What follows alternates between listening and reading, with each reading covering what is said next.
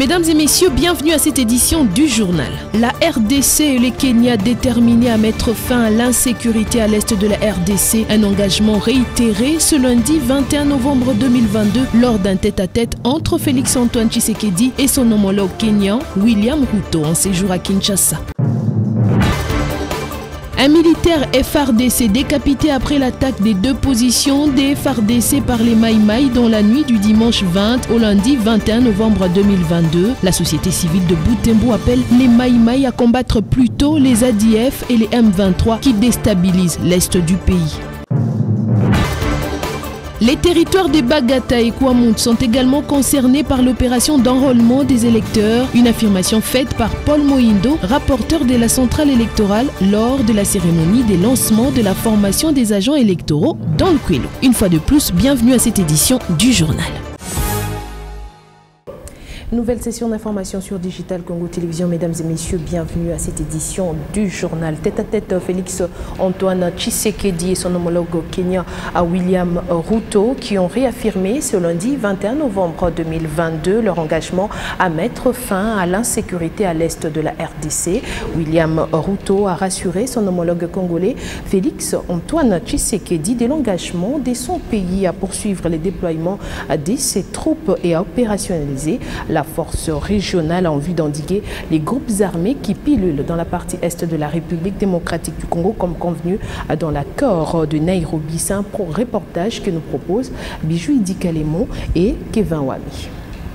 Après un tête-à-tête de plus d'une heure entre le président de la République démocratique du Congo, Félix Tshisekedi, et son homologue kenyan William Ruto, un communiqué de presse a été lu par les ministres des Affaires étrangères des deux pays en rapport avec cette rencontre à huis clos. Il ressort de cette rencontre l'engagement du Kenya à mettre fin aux hostilités dans la partie est du pays avec l'aide de leurs pairs membres de l'EAC. Les deux chefs d'État ont réaffirmé leur détermination de mettre fin à l'insécurité dans cette partie du territoire congolais le plus rapidement possible et de travailler ensemble avec leurs pairs de la communauté d'Afrique de l'Est.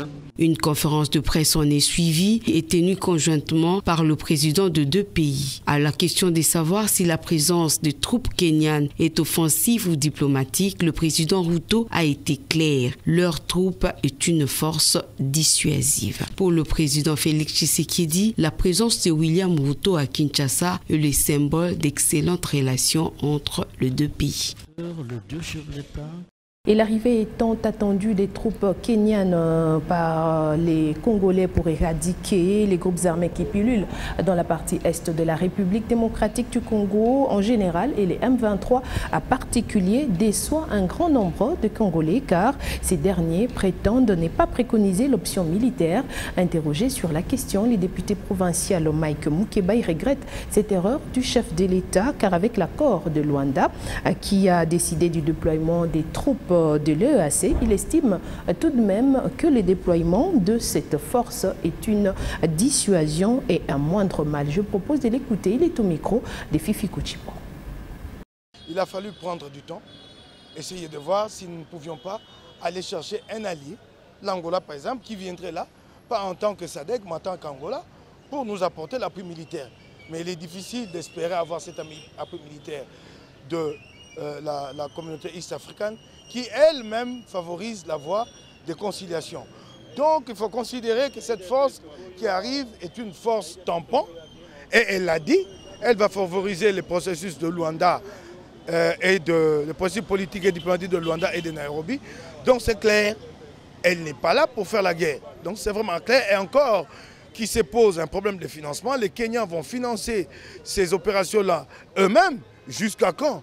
Si vous leur demandez de s'engager directement, des affrontements directs avec les M23, ça va coûter davantage de l'argent. Au jour d'aujourd'hui, on est autour de 30-37 millions pour 6 mois. Mais si ça doit aller à des affrontements, vous pouvez aller à 50, 60, 70 millions. Est-ce que les Kenyans sont prêts à mettre autant d'argent? Les Kenyans qui eux-mêmes sont en difficulté au jour d'aujourd'hui et sous perfusion FMI, est-ce qu'ils seront capables de financer au-delà de ce qui est prévu? Toutes ces questions font qu'ils préfèrent nous accompagner dans un processus de négociation que de faire la guerre. ne fût-ce que pour constituer une dissuasion face au M23 pour que celui-ci n'avance pas jusqu'à Goma. C'est déjà le moindre mal. Qu'est-ce que vous voulez? L'approche a été mauvaise de la part de Félix Tshisekedi depuis le départ et maintenant nous assumons le conséquent de cette mauvaise approche. C'est vraiment dommage. Direction Butembo à présent, où 2 positions des forces armées de la République démocratique du Congo ont été attaquées dans la nuit du dimanche 20 au lundi 21 novembre 2022 par les Maïmaï, avec pour conséquence un militaire FARDC décapité. Et à cette réaction, Matt Moussamane, président de la société civile de Butembo, estime que les Maïmaï devraient plutôt s'attaquer aux ADF ainsi qu'aux M23 qui sont les ennemis de la paix. Delphin Sindani depuis Butembo nous en dit plus. Selon nos sources, c'est entre 1h30 et 3h que la position FARDC située sur la colline Munzambaye a été attaquée par les Maïmaï. Vers 4h et 5h, ces mêmes Maïmaï sont allés attaquer la position des militaires loyalistes sur la colline de Cavalé. Plusieurs coups de feu ont ainsi plongé la population dans une psychose. Tôt le matin de ce lundi, la tête d'un militaire FARDC et sa tenue ont été retrouvées sur une croix montée au nord de la ville, vers Biassa et le pont Sino-Hydro. Cette découverte a créé une panique dans les camps de la population. Le maire et autres membres du comité de sécurité se sont rendus sur place pour constater le fait. D'ailleurs, une forte délégation du commandant secteur opérationnel Sokola 1 Grand Nord a effectué un bref séjour en ville de Butembo pour s'enquérir de la situation. Ces soldats ont été décapités par les Maïmaï qui se réclament du mouvement Baraka. Et les événements, la nature donne raison à l'armée qui avait déclaré dans le temps que la ville est déjà infiltrée. Ce qui nous reste, nous, en tant qu'armée, à faire, c'est réunir les prêtres catholiques, organiser une grande messe où nous allons nous retrouver avec les ennemis de la paix. Et nous, en tant qu'armée, nous allons décider qui iront au paradis et qui iront en enfer. Côté population, la société civile condamne l'assassinat du vaillant militaire FARDC. Face à cette situation, la coordination urbaine de la société civile condamne les actes de barbarie commis par les combattants Maïmaï et réitère à ces derniers d'éviter à s'attaquer à notre armée FARDC, car notre ennemi commun c'est l'ADF et ses collaborateurs. Et nous n'avons qu'une seule armée avec laquelle nous devons collaborer. Soulignons que cette attaque est une énième que les positions FARDC parsemées dans la ville enregistrent. En commune de Boulenguera, certains habitants ont surnommé d'ailleurs quelques cellules et quartiers Ukraine, car c'est chaque nuit que les armes chantent l'hymne de la mort. Sécurité, toujours le Front pour le Congo Nouveau, FPCN, parti cher à l'honorable Claude Nyamugabo, autorité morale, s'approprie de l'appel lancé par le chef de l'État à la mobilisation de tous les Congolais en soutien des FARDC. Les FPCN invitent ainsi la nation congolaise dans son ensemble à bannir toute forme de division et aux jeunes, ils les invitent à rejoindre l'armée pour barrer la route à l'ennemi. Je propose de suivre les détails dans ce reportage. Le Front pour un Congo Nouveau et son autorité morale, honorable professeur Claude Nyamugabo Bazibouye, soutiennent les forces armées de la RDC et se dit fier de leur montée vertigineuse en puissance et voit en ces prouesses quotidiennes réalisées sur le champ de bataille la victoire imminente et certaine sur l'ennemi rwandais qui sera défait pour toujours cette fois-ci.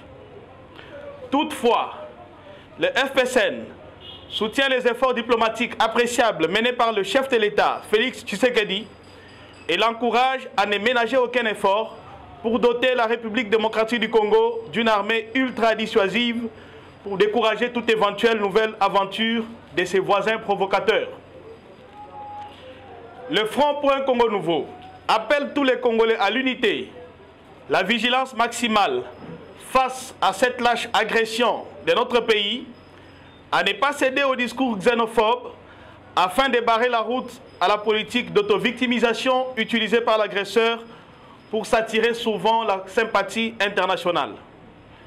Le FPCN et son autorité morale, professeur Claude Nyamugabo Bazibouye, appelle le M23 à la cessation immédiate des hostilités, à se rendre aux troupes loyalistes à défaut de se retirer sans condition des territoires occupés, seule option pour espérer faire entendre ses revendications au gouvernement congolais.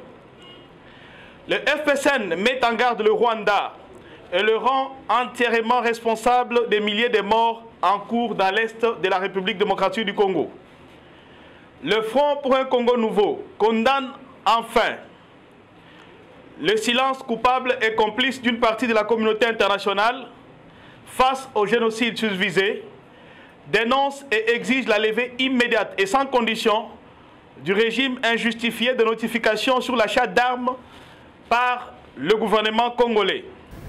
Processus électoral en République démocratique du Congo, le président de la Commission électorale nationale indépendante a lancé les niveaux 2 de la cascade de formation des agents sur la révision du fichier électoral. Formation qui se déroule simultanément dans 10 provinces de la RDC qui constitue la première ère opérationnelle de l'opération de révision du fichier électoral en RDC. Arlette Ngomba nous en dit plus. C'est en prévision du lancement dans quelques jours de l'opération de révision du fichier électoral que la Commission électorale nationale indépendante, par le truchement de son président, a donné le go du niveau 2 de la cascade de formation des agents électoraux. Au total, 136 facilitateurs sont mobilisés pour former 1452 participants sur les différentes étapes de cette opération. Denis Kadima, président de la centrale électorale, revient sur l'importance de cette formation avant d'inviter les participants à l'assiduité. L'enrôlement des électeurs est un mécanisme par lequel nous permettons aux personnes qui remplissent les conditions dans la population à devenir des électeurs. Donc c'est un mécanisme par excellence d'inclusion. Il y aura 136 facilitateurs, dont 58 procéduriers, 58 informaticiens, 10 juristes et 10 superviseurs techniques. Cette formation que je lance ce dimanche 20 novembre 2022 à Kinshasa se déroule en même temps dans 10 provinces qui constituent la première ère opérationnelle de l'opération de révision du fichier électoral. La CENI accorde une importance particulière aux compétences et aux performances du personnel opérationnel à recruter et à former. Plusieurs exercices sont prévus durant les sessions qui accordent une place importante à l'utilisation des kits électoraux. Toujours dans les registres électoraux, la Commission électorale nationale indépendante organise le 23 et le 24 novembre prochain 2 cadres de concertation. Le premier à l'intention des partis et regroupements politiques et la deuxième concerne notamment les responsables des organisations de la société civile. Les questions relatives à l'évolution du processus électoral en cours en République démocratique du Congo avec les préparatifs de l'opération de révision du fichier électoral seront évoqués. Suivez à ce sujet Didi Manara, deuxième vice-président de la Commission électorale indépendante. Il est au micro d'Arlette Ngomba. Mesdames et messieurs les mandataires des partis et regroupements politiques, mesdames et messieurs les responsables de la société civile dans sa diversité, mesdames et messieurs responsables des confessions religieuses, mesdames et messieurs les partenaires techniques et financiers, mesdames et messieurs les responsables des médias, la Commission électorale nationale indépendante vous invite à prendre part au cadre des concertations qui se tiendront dans la salle de spectacle du Palais du Peuple aux dates suivantes. Le mercredi 23 novembre 2022 à 9 h pour les partis et regroupements politiques. Le jeudi 24 novembre 2022 à 9 h pour les responsables des organisations de la société civile, nous avons dit les confessions religieuses et ONG nationales, les partenaires techniques et financiers et les responsables des médias. À l'ordre du jour, une importante communication de son Excellence Monsieur le Président de la CENI, Denis Kadima Kazadi, une présentation de l'évolution des préparatifs de l'opération de révision du fichier électoral et du processus électoral dans sa globalité. Les invitations sont à retirer au siège de la CENI à partir de lundi 21 novembre à 14 h. cordiale bienvenue à toutes et à tous. On reste dans ce registre électoral, cette fois-ci dans le Kwilu, où les rapporteurs de la Commission électorale nationale indépendante, Paul Mohindo, a procédé au lancement de la formation des agents électoraux devant intervenir dans la révision du fichier électoral dans cette partie de la RDC. Occasion pour Paul Mohindo de confirmer l'opération d'enrôlement et des électeurs dans les territoires de Bagata et Kwamouth. Benoît Degroff Dalé depuis Bandundu. Le processus électoral est en cours. La Commission électorale nationale indépendante s'emploie pour une bonne organisation des élections en 2023.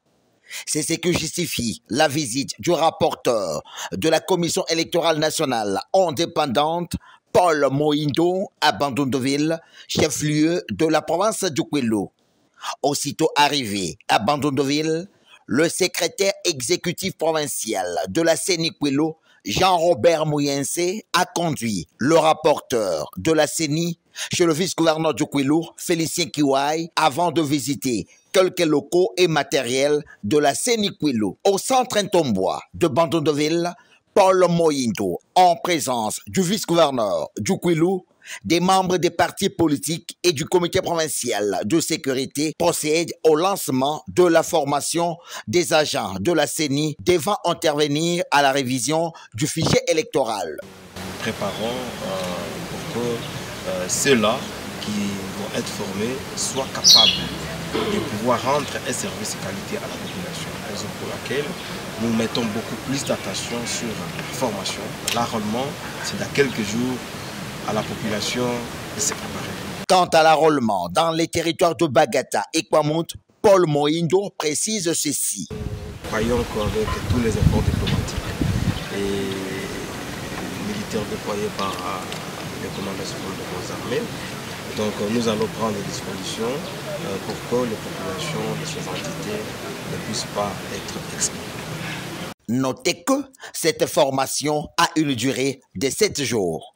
Parlons infrastructure dans cette édition du journal pour nous rendre dans la province du Haut-Katanga où le gouverneur de province Jacques Aboula Katoué a inspecté les travaux de rénovation du stade Omnisport Kibasa Maliba dans la commune de la Kenya ainsi que du pont Kasungani. Les deux infrastructures ont été réhabilitées grâce au financement du gouvernement provincial du Haut-Katanga. Didier Mumba était dans sa suite. C'est le dernier virage vers la fin des travaux de réhabilitation du stade Kibasa Maliba de la Kenya, travaux financés par le gouvernement provincial du Haut-Katanga. Le gouverneur, qui a effectué une nouvelle visite d'inspection, a constaté que le gazon synthétique récemment posé reçoit les granulés en caoutchouc pendant qu'aux abords se pose la piste d'athlétisme. Accompagné de la commissaire en charge des sports, Pauline Igwabi, Jacques Aboula Katoué a visité la tribune d'honneur où des fauteuils VIP ont été fixés. Des sièges de qualité moderne, affiches complètes dans les autres tribunes jusqu'au pourtour. Dans les prochaines semaines, cette infrastructure pourrait connaître la fin de cette phase de sa réhabilitation. L'autorité provinciale va ensuite se rendre au quartier Katouba 3, s'assurer de l'état d'évolution des travaux de construction du pont Kasungami. Ici, l'heure est au bétonnage de la première armature et la tombée de la pluie ne semble pas entraver le déroulement des travaux.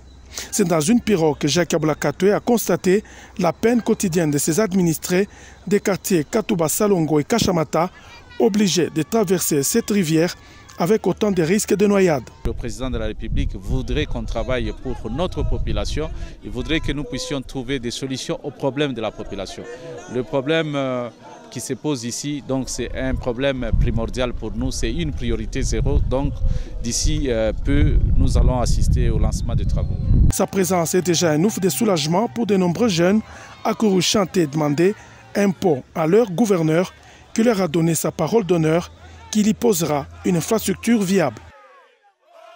Rendons-nous à présent à Brazzaville où le projet de développement urbain et de restructuration des quartiers précaires dans la ville de Brazzaville ainsi qu'à Pointe-Noire arrive bientôt à son terme. Piloté par les gouvernements brazzavillois sous le financement de la Banque mondiale, ces vastes projets d'intérêt public visent notamment à moderniser les quartiers précaires de ces deux villes congolaises. Notre correspondant à Brazzaville, Guy Blaise Seydou, a interrogé la direction de ces projets sur sur les pourcentages de réalisation. Suivez. Lancé en 2016 pour une durée de 5 ans, le projet de développement urbain et de restructuration des quartiers précaires d'URCAP arrive à son terme sous peu. Après avoir exécuté plusieurs chantiers d'intérêt public tant à Brazzaville qu'à Pointe-Noire, ce projet a-t-il atteint ses objectifs? Pour avoir la réponse à cette interrogation, nous nous sommes rapprochés de M. Dan Orphée Biassi, le chargé à la communication du URCAP. Ce côté autosatisfaction ne nous plaît pas souvent, ça nous met un peu mal à l'aise. Mais bon, qu'à cela ne tienne, il y a des objectifs scientifiques qui avaient été attribués à chaque phase de mise en œuvre du projet et nous pensons les avoir certainement atteints. Dans cette interview qu'il a accordée à Digital Congo, Dan Orphée Biassi a également évoqué l'impact socio-économique du projet à l'endroit des populations. Aujourd'hui, nombreuses sont les populations de ces quartiers qui veulent même changer de nom. Parce que les transformations manifestes, palpables et constatables qu'il y a eu au niveau infrastructurel et au niveau de leur quotidien permettent de dire que nombreuses sont les choses qui ont évolué. Répondant à la question de savoir s'il pourrait avoir un financement additionnel du projet, le chargé à la communication du URCAP précise. En tout cas, il s'agit là d'un souhait que des financements additionnels dans ce sens arrivent parce que tout le monde a vu ce que aurait été le projet d'URCAP jusqu'à ce jour. Et tout le monde pourra voir peut-être si jamais les partenaires venaient à s'entendre, ce que serait, le cas échéant, le Congo en grande partie et peut-être les villes d'expérience en petite partie, si jamais nous avons un financement additionnel. Pour votre gouverne, ce projet de développement urbain et de restauration des quartiers précaires est celui du gouvernement de la République du Congo, financé et mis en œuvre conjointement avec la Banque mondiale. Célébration ce lundi 21 novembre 2022 de la Journée mondiale de la télévision, proclamée en 1996 par l'Assemblée générale des Nations unies. Cette célébration vise notamment à encourager les échanges mondiaux des programmes télévisés. Qu'en est-il à présent de la télévision aujourd'hui? Éléments de réponse dans ce reportage que nous proposent Lisette Kenga-Kelekelo et Noéla Nlandou. L'UNESCO célèbre chaque 21 novembre la Journée mondiale de la télévision. Cette journée a été proclamée par l'Assemblée générale des Nations unies en 1996. Elle a pour but d'encourager les échanges mondiaux par des programmes télévisés variés. En ce monde en pleine mutation, la télévision garde toujours sa place et son influence si l'on veut atteindre un grand nombre de gens. Malgré que bon nombre de personnes utilisent d'autres canaux pour communiquer, à l'instar du téléphone, de l'Internet, la télévision reste le moyen le plus prisé parce qu'elle combine l'image, le son et l'écrit. Dire que la télévision garde toujours sa place dans les médias par rapport à l'Internet, c'est un peu plus compliqué parce que depuis l'arrivée de l'Internet, la télévision a perdu au moins sa place et vu aussi ses programmes actuels puisque l'Internet nous propose beaucoup de choses en même temps par rapport à la télévision. Pour moi, la télévision nous aide à avoir plus d'informations sur notre pays, car jadis, nous étions ignorants sur plusieurs choses. Moyen de communication de masse par excellence, la télévision permet de diffuser les informations, les connaissances qui contribuent au changement des mentalités et au développement à travers des programmes variés, centrés sur la paix, la société, l'environnement, la politique et la culture. Voilà, c'est par ici que nous refermons complètement les portes de cette édition du journal sur Digital Congo Télévision. Merci à vous d'avoir été nombreux à vous informer sur Digital Congo Télévision.